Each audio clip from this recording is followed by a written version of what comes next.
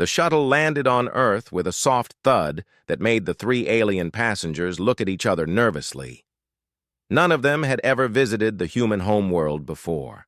They had heard stories about this strange blue planet and its even stranger inhabitants, but seeing it through the small window was different from reading about it in textbooks. Vex pressed his long fingers against the glass and stared at the sprawling city below. His people from the Centauri system were used to perfectly organized cities with clean geometric lines and logical layouts. But this human settlement looked chaotic and random, with buildings of different sizes and colors scattered everywhere like toys thrown by a child. "This place makes no sense," Vex said in his calm, measured voice. His species valued logic above. All else and everything about Earth seemed to violate basic principles of efficient design. Mora floated in her water-filled mobility suit and watched the shuttle prepare to dock. Her aquatic people from the Delphini system lived in harmony beneath the oceans of their world. They had evolved past violence thousands of years ago and now spent their time in peaceful meditation and artistic pursuits. The very idea of studying humans made her uncomfortable because she had heard they were still a violent species. "I hope they are not as aggressive as the reports suggest," Mora said, her voice bubbling slightly through the water that surrounded her. "My people sent me here to learn about their social structures, but I worry about what I might discover." Kren clicked his mandibles together in what his species considered a sign of skepticism. The insectoid warrior came from the Vrex Empire, where strict military hierarchy governed every aspect of life. He had been chosen for this exchange program because of his high rank and excellent service record. But he questioned why his superiors wanted him to study such a primitive species.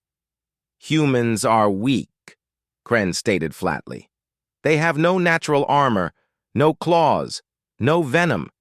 They cannot even breathe underwater or survive in space without artificial assistance. I do not understand why the Galactic Council considers them worth studying." The shuttle door opened with a hiss, and the three aliens got their first real look at Terra Nova University. The campus stretched out before them like a small city, with thousands of human students walking between buildings.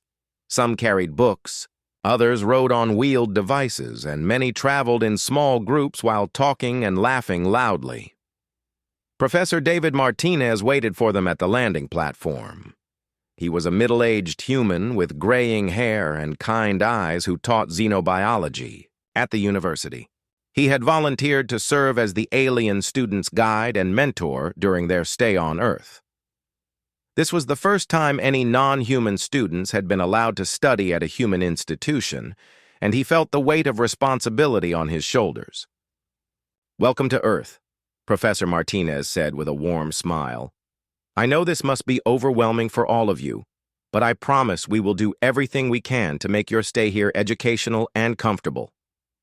He led them through the campus while explaining the layout and pointing out important buildings. The aliens noticed immediately how different the human students looked from each other. Their own species were much more uniform in appearance, but these humans came in many different sizes, colors, and shapes. Some had dark skin, others light. Some were tall, others short.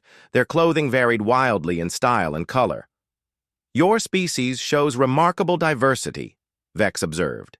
"How do you maintain social order with so many physical variations?" Professor Martinez chuckled. "We have learned that our differences make us stronger, not weaker. Different perspectives help us solve problems more effectively than if we all thought exactly the same way."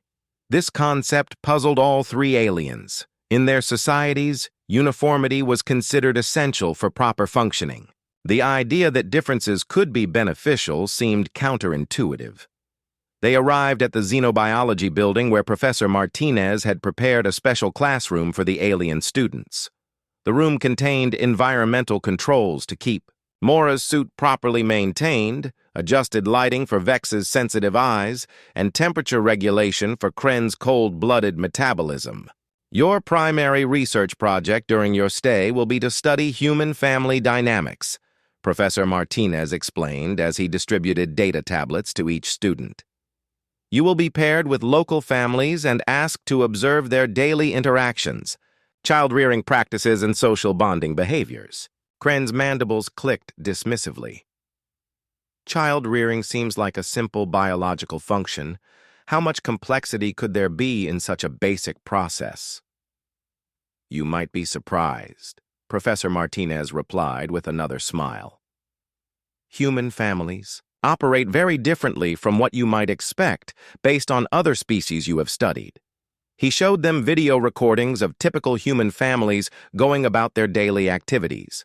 The aliens watched footage of parents helping children with homework, families eating meals together, and adults playing games with their offspring. To the alien observers, these activities seemed inefficient and wasteful of time and resources. Why? Do adult humans spend so much time on non-essential activities with their young? Vex asked. Would it not be more logical to focus on practical skill development and knowledge transfer? My people simply lay eggs and allow the young to develop. Independently, Mora added, this constant supervision seems unnecessarily demanding. Vrex larvae are raised in communal nurseries by specialized caretakers, Kren explained. Parents return to military duties immediately after reproduction. This human approach appears highly inefficient for a society that needs productive adults. Professor Martinez made notes about their initial observations and reactions. He had expected this kind of response from the alien students. Most galactic species had evolved different approaches to child-rearing that prioritized efficiency over emotional bonding. Humans were unusual in the amount of time and energy they invested in their offspring. Tomorrow, I will introduce you to the Thompson family, he said. They have volunteered to let you observe their daily routine. Jake works in construction, Lisa manages their household, and they have an 8-year-old daughter named Emma. They represent a typical human family unit. The aliens exchanged glances that clearly communicated their shared skepticism.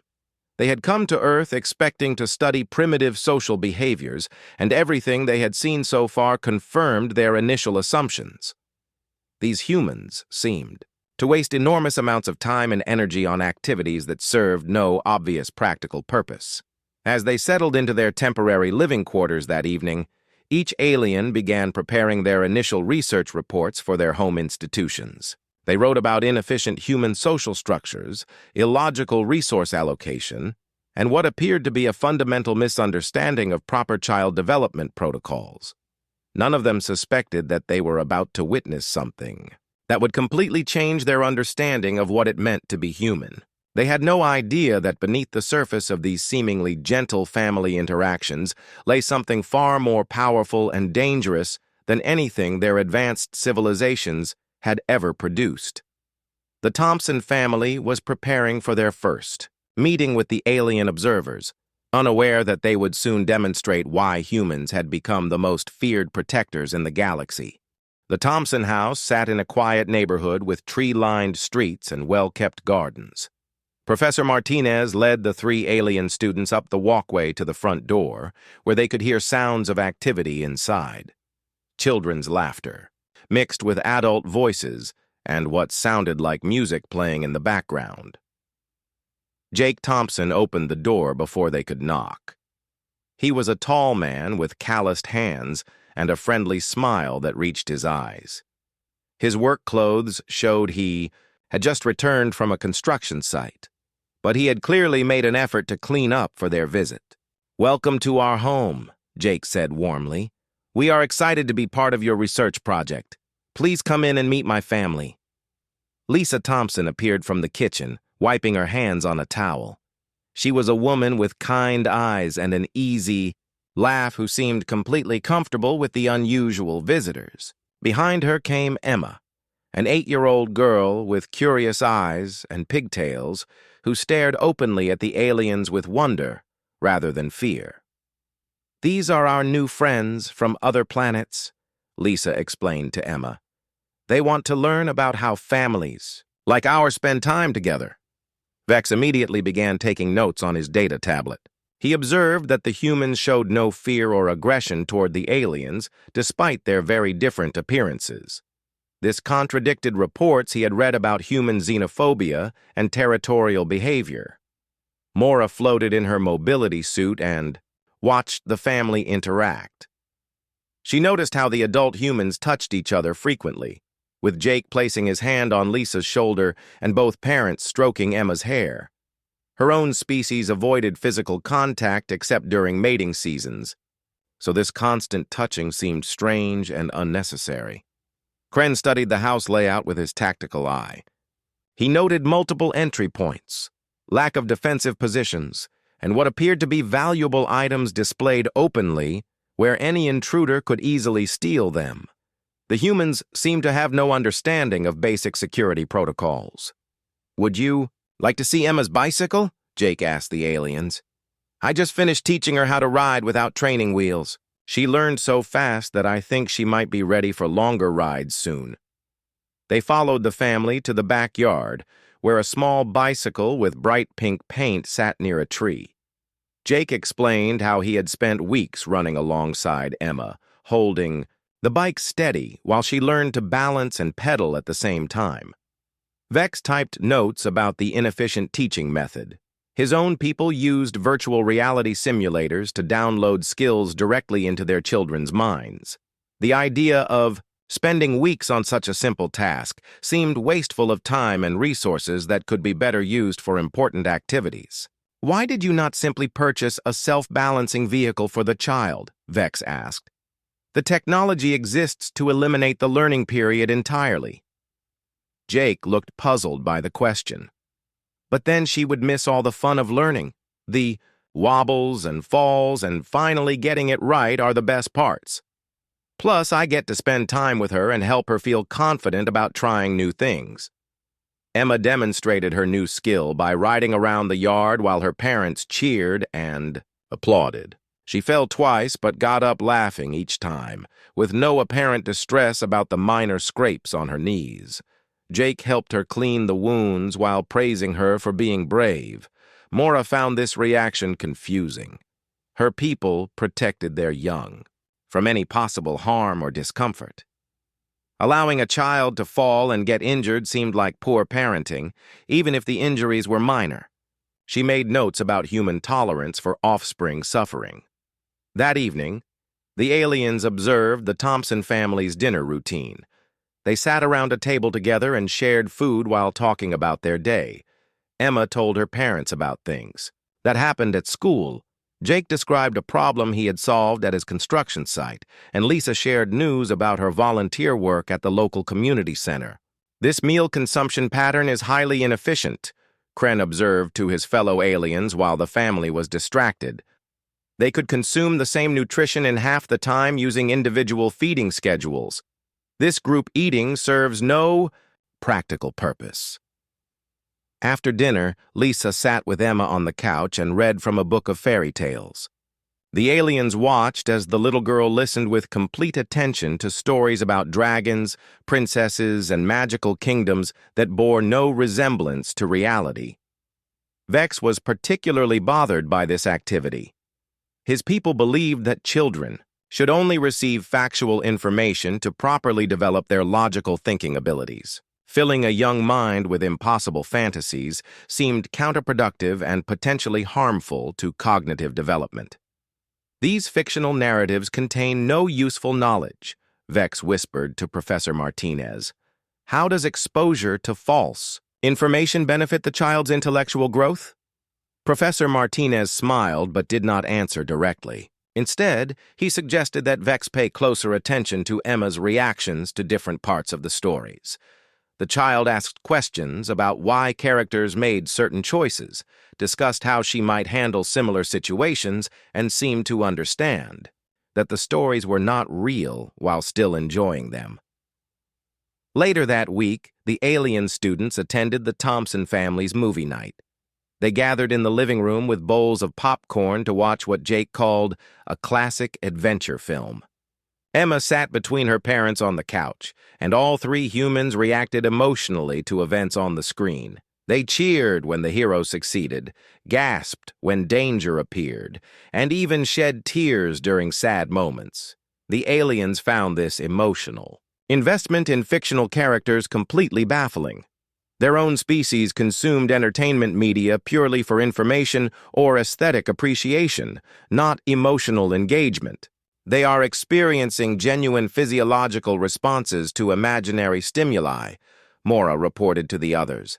Their heart rates increase during action scenes, and stress hormones are released during suspenseful moments. This seems like an unnecessary burden on their biological systems. The following day, Professor Martinez brought the alien students to the university for a seminar where they would present their initial findings to human graduate students and faculty. The room filled with humans eager to hear what the aliens had discovered about their species. Amy Patterson, a graduate student in anthropology, listened with interest as Vex described his observations about inefficient human child-rearing practices. Robert Chen, who studied comparative sociology, took notes as Mora explained her confusion about excessive physical contact and emotional bonding behaviors. When Kren presented his analysis of human family security weaknesses and resource waste, several humans in the audience exchanged glances and smiled quietly. Professor Martinez noticed these reactions but said nothing, allowing the aliens to continue their presentations without interruption. Based on our preliminary observations, Vex concluded, human families appear to operate using highly inefficient protocols that waste significant time and energy on non-essential activities. We hypothesize that this species has not yet evolved optimal child-rearing strategies. The human students applauded politely, but Professor Martinez could see that they understood something the aliens had completely missed. The real lessons about human family dynamics had not yet revealed themselves to their extraterrestrial observers. As the aliens prepared for their next week of observations, none of them suspected they were about to witness something that would shatter every assumption they had made about human nature and capabilities. Tuesday morning started like any other day at Riverside Elementary School. The alien students had received permission to observe human children in their educational environment as part of their ongoing research into family structures. They sat in the back of Emma Thompson's third-grade classroom, taking notes on what they considered primitive learning methods. Vex watched the teacher, Mrs. Johnson, help students with basic mathematics problems. He noted how much time she spent explaining simple concepts that could be downloaded directly into young minds using proper technology. The inefficiency bothered him greatly. Mora observed the children working together on art projects. They shared supplies, helped each other with difficult tasks, and seemed more interested in socializing than producing quality artwork. Her people valued individual achievement and perfect technique, so this collaborative approach seemed counterproductive.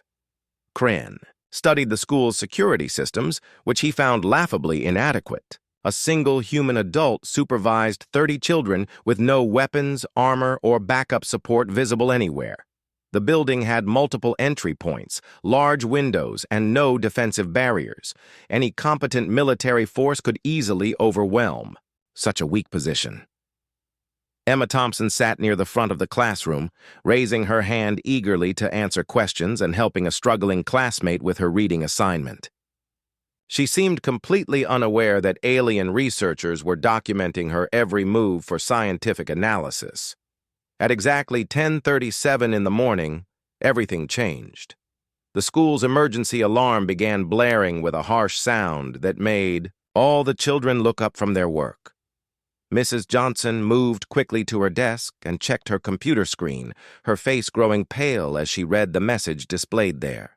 "Class, we need to practice our lockdown drill right now," she announced in a calm voice that did not match the tension suddenly visible in her posture. "Everyone move away from the windows and sit quietly against the far wall." The alien students had read about human emergency procedures but had never witnessed one in action. They watched as 30 young humans quickly and silently moved to the designated safe area without panic or confusion. Even Emma, who was normally talkative and energetic, became serious and focused. Mrs. Johnson locked the classroom door, turned off the lights, and closed the blinds over the windows. She then sat with the children and spoke in a whisper that barely carried across the room. "This is not a drill," she said quietly. "There are dangerous people in our building, and we need to stay very quiet until the police tell us it is safe to come out." Vex felt confusion wash over him. His logical mind struggled to process the sudden change from normal educational activities to what appeared to be a life-threatening situation. The Centauri had eliminated violent crime centuries ago through proper mental conditioning, so he had no personal experience with such chaos. Mora's water suit began cycling faster as her stress levels increased. Her peaceful people had no understanding of violence or danger, and the very concept of threats to children seemed impossible to comprehend. She found herself wishing she could return to the safety of her underwater home world. Kren, however, immediately understood what was happening. His military training kicked in as he assessed the tactical situation. Armed intruders had somehow entered the school building, and now hundreds of defenseless children were trapped with minimal protection. His warrior instincts told him to take action, but he was an observer here, not a combatant. Through the thin classroom walls, they could hear sounds that made the situation terrifyingly real. Heavy footsteps in the hallway, adult voices shouting, commands, and the distant wail of sirens approaching from outside the building. The children remained perfectly still and quiet, following their teacher's instructions with remarkable discipline. Emma Thompson sat against the wall with her arms wrapped around her knees, her eyes wide but not panicked. She looked exactly like any other frightened child, but something in her expression reminded Kren of young warriors he had trained in combat situations. There was fear, yes, but also a kind of determined strength that seemed unusual for such. A small human. Outside the school, chaos was beginning to unfold in ways the alien students could not yet see. Parents had started receiving emergency notifications on their communication devices, and the first police units were arriving to establish a security perimeter around the building. Jake Thompson was operating a crane at a construction site 12 miles away when his phone buzzed with an urgent message from the school district. The text was simple and terrifying. Riverside Elementary in lockdown. Armed intruders on campus. Do not come to school. Wait for further instructions. The alien. Students would later learn that Jake read that message, shut down his crane, and left his job site without saying a word to anyone. He drove toward his daughter's school with a single-minded focus that his co-workers had never seen before. The gentleman who patiently taught bicycle riding had transformed into something entirely different the moment his child was threatened. Lisa. Thompson was volunteering at the community center when she received the same emergency alert. She dropped the boxes she was carrying, grabbed her car keys, and ran toward the parking lot while calling Jake's number. Her hand shook as she tried to start her car, but her voice was steady when Jake answered his phone. "I am heading to the school," Jake said before she could speak. "So am I," Lisa replied. "We will meet there." Neither of them discussed following the school district's instructions to stay away. Neither of them considered waiting for official updates or trusting the authorities to handle the situation. Their daughter was in danger, and every instinct they possessed was screaming at them to reach her as quickly as possible. Back in the locked classroom, Mrs. Johnson received an update on her emergency communication device. 3 armed men had barricaded themselves in the main office with several staff members as hostages. They were demanding transportation and money, claiming they would hurt people if their demands were not met. The teacher's hands trembled slightly as she read the message, but she kept her voice calm as she whispered to the children that everything would be okay. Emma Thompson looked up at her with complete trust, unaware that, at that very moment, her parents were racing toward the school with a determination that would shock 3 alien observers and change their understanding of humanity forever. Makrars. Alien students sat in the dark classroom, still believing they were witnessing another inefficient human response to crisis. They had no idea they were about to see why humans had become the most feared species in the galaxy when their children were threatened. The police had set up barriers around Riverside Elementary School, but they could not stop parents from gathering in the nearby parking lots and streets. Within 30 minutes of the first emergency alert, over 200 adults had arrived at the scene. They came in work trucks, family cars, and some even ran on foot from nearby businesses and homes. Jake Thompson arrived first, his construction truck screeching to a halt behind the police line. He jumped out and immediately began scanning the school building, his eyes moving methodically from window to window like he was studying architectural blueprints instead of looking at his daughter's school. Vex watched from the classroom window as more parents arrived by the minute. Through his alien eyes, this looked like chaos and panic. Humans were abandoning their jobs and responsibilities to gather around a building where they could do nothing useful. His logical mind could not understand why they would waste energy on such pointless behavior. Lisa Thompson's car pulled up next to Jake's truck and she ran to him without hesitation. The alien students observed the brief conversation between the two adults, noting how they stood close together and spoke in quick, urgent whispers. What the aliens could not hear was the rapid exchange of tactical information. "How many exits does the school have?" Lisa asked. "4 main doors plus 6 emergency exits," Jake replied immediately. "I helped repair the roof last summer, so I know the building layout. The main office is in the center, which means limited escape routes. For anyone inside, I volunteer here every week," Lisa said. "I know which classrooms have interior locks and which teachers have emergency communication devices." Neither parent wasted time on emotional displays or panic.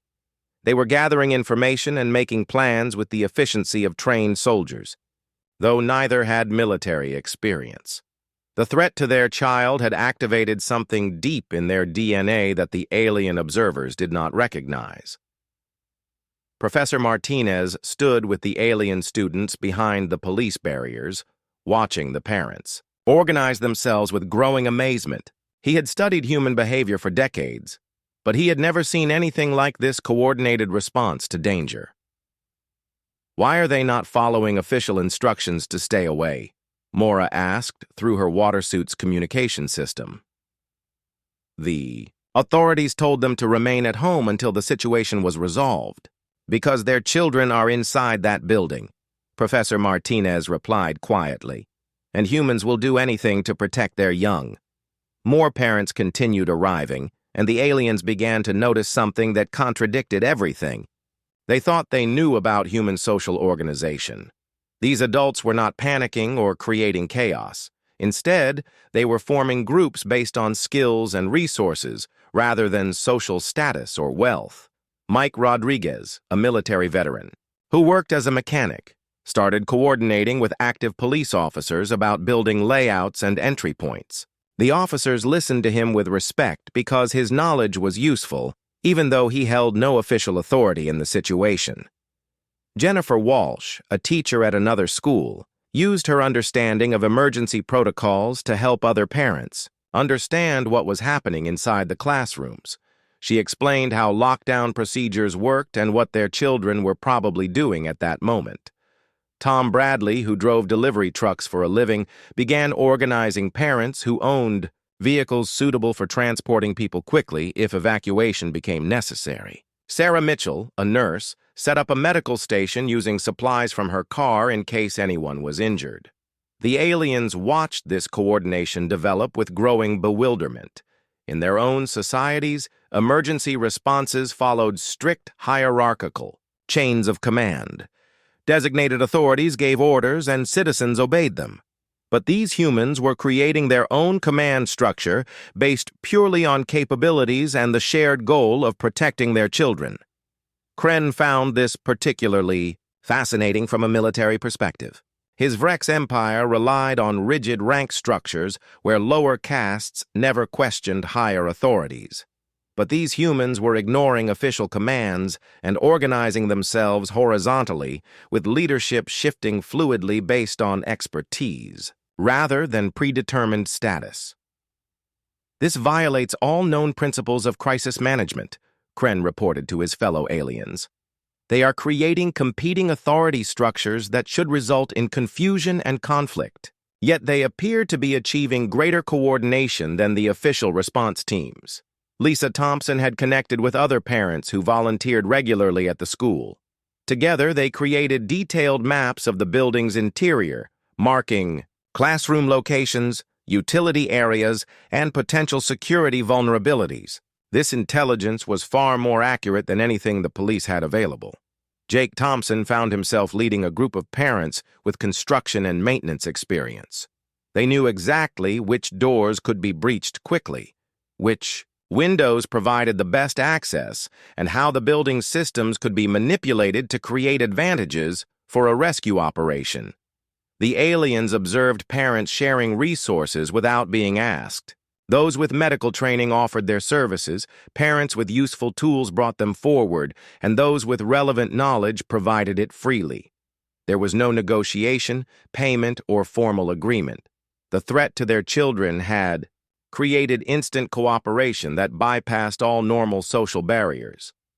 Amy Patterson, the graduate student who had attended their presentation, arrived at the scene and recognized the alien observers. She approached Professor Martinez with tears in her eyes but spoke in a steady voice.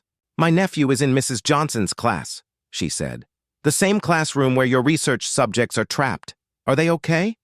Professor Martinez assured her that the aliens were safe, but Amy's reaction made him realize something important. The humans gathering around the school were not just Emma Thompson's parents. They were neighbors, friends, relatives, and community members who felt responsible for protecting all the children, not just their own. This collective protective response was something the aliens had never encountered in any species they had studied. Most galactic civilizations protected their direct offspring but showed little concern for unrelated young. Humans appeared to extend their parental instincts to any child in their community. As the standoff continued, the aliens began to sense a change in the mood of the assembled parents. The initial rush of arrival and information gathering was giving way to something more focused and dangerous. These adults were reaching the limits of their patience with official procedures and bureaucratic delays. Jake Thompson checked his watch and spoke quietly to the group of parents surrounding him. The aliens could not hear his words, but they could see the nods of agreement and the way people began checking their phones and gathering their resources more purposefully. Something was about to happen that would forever change how 3 extraterrestrial students understood the true nature of humanity. The negotiations between police and the armed intruders had been going on for 3 hours when word spread through the crowd of parents that one of the hostage-takers was becoming increasingly unstable. A police radio had been left within earshot of some parents, and they overheard reports that the man was making threats about hurting children if his demands were not met immediately. Jake Thompson stood with his back to the aliens as he received this information, but they could see his shoulders tense and his hands clench into fists. When he turned around, his face had changed completely. The gentle father, who had patiently taught his daughter to ride a bicycle, was gone, replaced by something the aliens had never seen before. "That is enough waiting," Jake said in a voice that carried no emotion, but somehow managed to be more frightening than shouting would have been. "Our children have been in danger for 3 hours. We are not waiting anymore." Lisa Thompson moved to stand beside her husband, and the aliens were shocked to see that she had undergone the same transformation. The kind woman who read bedtime stories and volunteered at the community center now looked like she could tear apart anyone who threatened her daughter with her bare hands. "The police have procedures they have to follow," Lisa said to the assembled parents. "We do not." Vex began typing frantically on his data tablet, trying to document what he was witnessing. His logical mind struggled to categorize this sudden change in human behavior. These were the same individuals he had observed engaging in inefficient family bonding activities, yet now they seemed to have become entirely different beings. Mike Rodriguez stepped forward with a detailed plan that he had been developing during the wait. His military experience showed as he explained how a small team could enter the building through maintenance tunnels that connected to the heating system. Other parents had been gathering tools, studying blueprints, and identifying the exact locations where the intruders were holding their hostages. "We go in quiet and fast," Mike explained. "Jake knows the building layout better than anyone here. Lisa knows the staff and can identify who needs help first. Tom has vehicles ready for quick evacuation if needed. Sarah has medical supplies, prepared for any injuries." The aliens listened to this planning session with growing alarm. These humans were preparing to launch what could only be described as a military assault on the school building. They were discussing tactics, equipment, and contingency plans with a level of expertise that rivaled professional soldiers. Mora found herself unable to process what she was seeing. Her peaceful aquatic people had no concept of organized violence, even in defense of their young. The idea that these gentle family creatures could transform into tactical predators seemed impossible according to everything she knew about biology and evolution. Jennifer Walsh, the teacher, provided crucial information about the school's internal communication system. She explained how to disable certain alarms, which hallways provided the best approach routes, and where the intruders were most likely positioned based on the building's design. Mrs. Johnson will have the children in the safest corner of her classroom, Jennifer told the assault team. She is experienced and will keep them calm, but they have been scared for hours. When you reach them, Emma will probably run to you first because she knows your voices. Kren watched this tactical briefing with professional interest, despite his shock. His Vrex military training had taught him to recognize competent planning. When he saw it, and these humans were demonstrating skills that would impress his own warrior caste. They were using terrain knowledge, intelligence gathering, and coordinated team tactics that matched anything his own people could produce. The most disturbing part for all three aliens was how completely natural this transformation seemed for the humans. There was no hesitation, no debate about whether violence was acceptable, and no apparent internal conflict about abandoning peaceful approaches. The moment their children were truly threatened, these humans had revealed their true nature as apex predators. Jake Thompson led his team toward the school building, moving with purpose and coordination that made the watching aliens question everything they thought they knew about human evolution. These creatures had not developed advanced technology or superior physical strength, but they possessed something far more dangerous: the ability to become absolutely ruthless when protecting their young. Lisa Thompson followed close behind, carrying tools that had been transformed from household items into tactical equipment. Her face showed no fear, only cold determination that made Vex realize he had completely misunderstood the purpose of human emotional bonding. It was not inefficiency or weakness, but rather the foundation for this terrifying protective capability. So, parents moved through the school building like they had trained together for years, though most of them had never met before today. They communicated with hand signals, anticipated each other's actions, and covered potential threats with instinctive teamwork that emerged from their shared motivation to protect their children. When they encountered the first intruder in a school hallway, the aliens witnessed something that would haunt their dreams for years to come. The armed man who had been terrorizing children and staff members lasted less than 10 seconds against parents who had been transformed by desperation and love into something far more dangerous than any weapon. Jake Thompson moved with speed and precision that seemed impossible for someone with no combat training. Lisa Thompson flanked the threat with tactical awareness that would have impressed professional soldiers. The other parents supported them with coordinated efficiency that eliminated any chance for the intruder to fight back or escape. The aliens watched through security cameras as the human parents swept through the school building, neutralizing threats and securing areas with methodical thoroughness. They showed no mercy to anyone who had threatened their children, but they treated terrified staff members and students with infinite gentleness.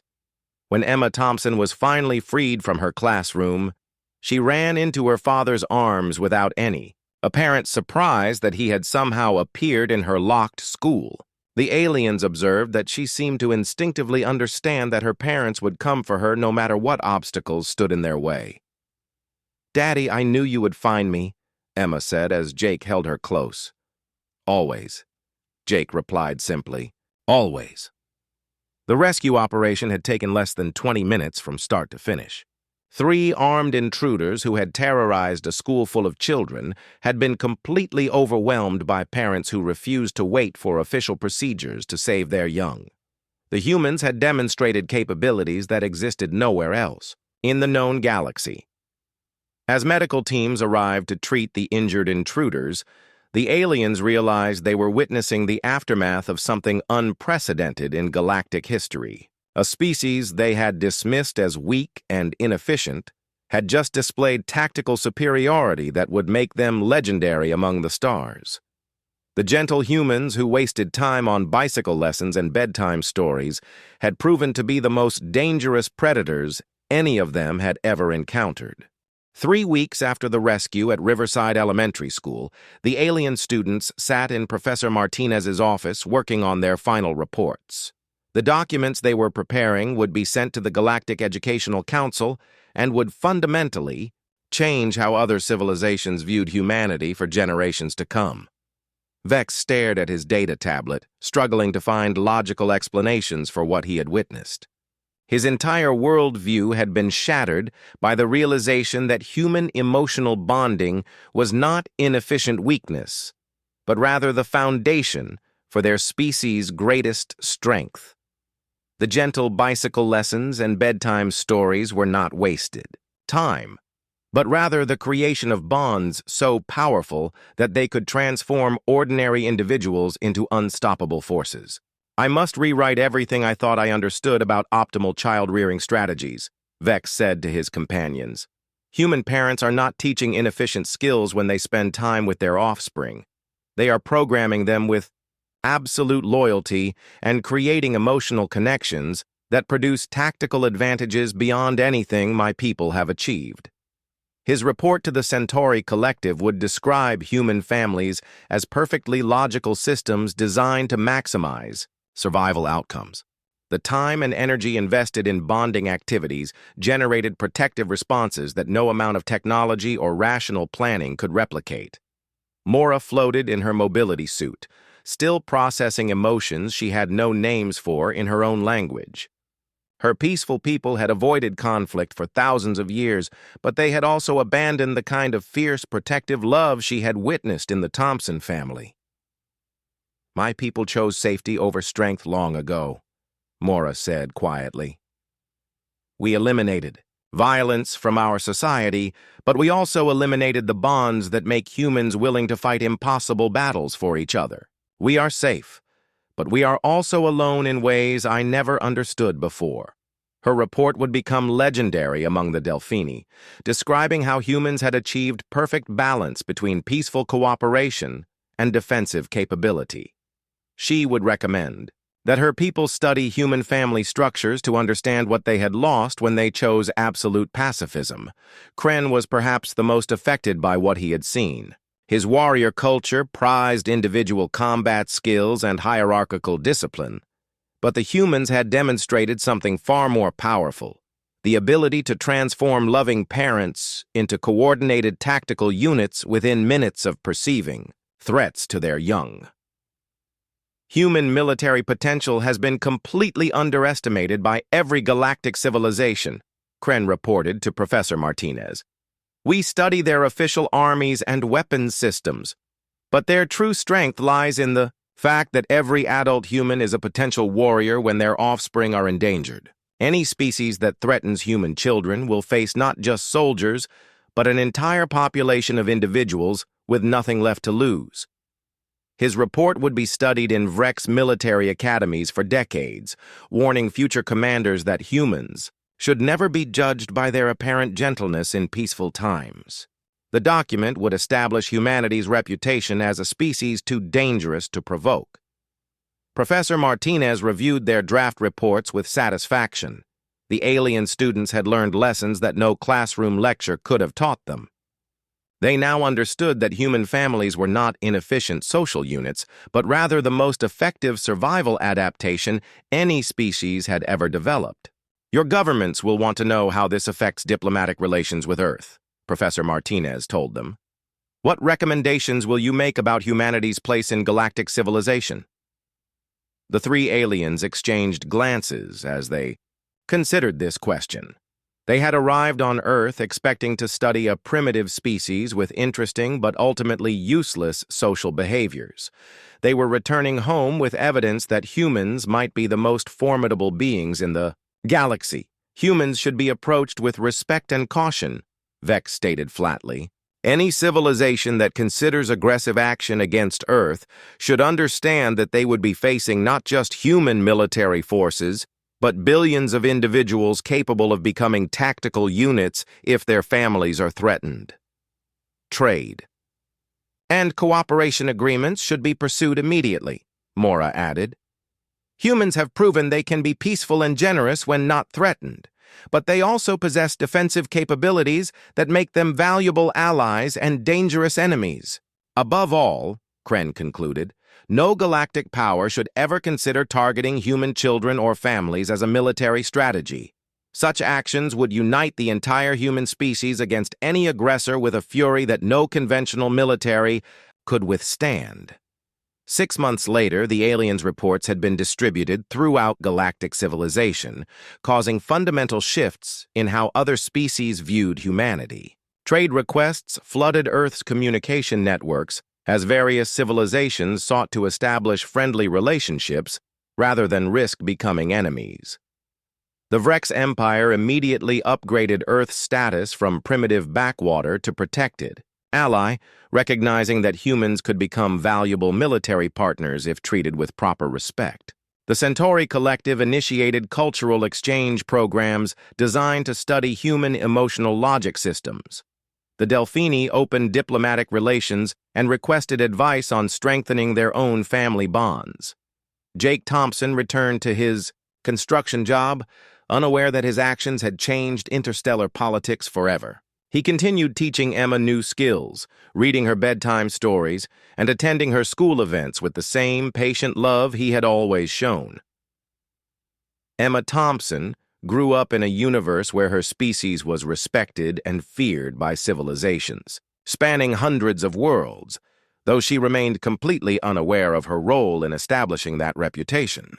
She learned to ride her bicycle, excelled in her studies, and developed the same fierce loyalty to her family that had made her parents legendary among alien observers. Lisa Thompson resumed her volunteer work at the community center, still greeting everyone with the same warm smile that had initially confused the alien students. She had no idea that her transformation from gentle mother to tactical predator had become required study material in military academies across the galaxy.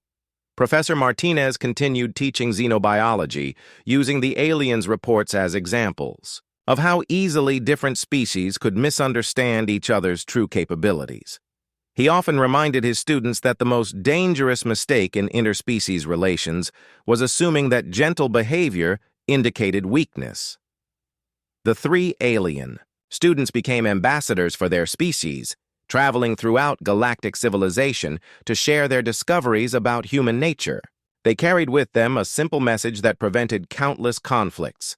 Humans are peaceful by choice, not by nature, and threatening their children transforms them into something no military force in the galaxy wants to face.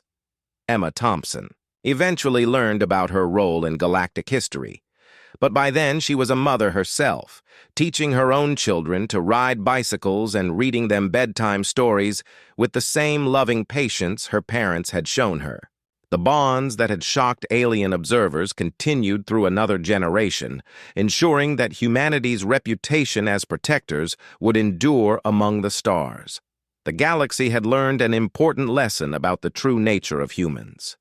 Never mistake love for weakness, because love is what makes humans the most dangerous species in the universe when their children are threatened. Years later, when new alien species made contact with galactic civilization, they were always given the same warning. Humans appear gentle and peaceful most of the time, but they become unstoppable forces when their families are in danger. The Thompson family incident had become required study for any civilization considering contact with Earth, ensuring that humanity's children would always be safe among the stars.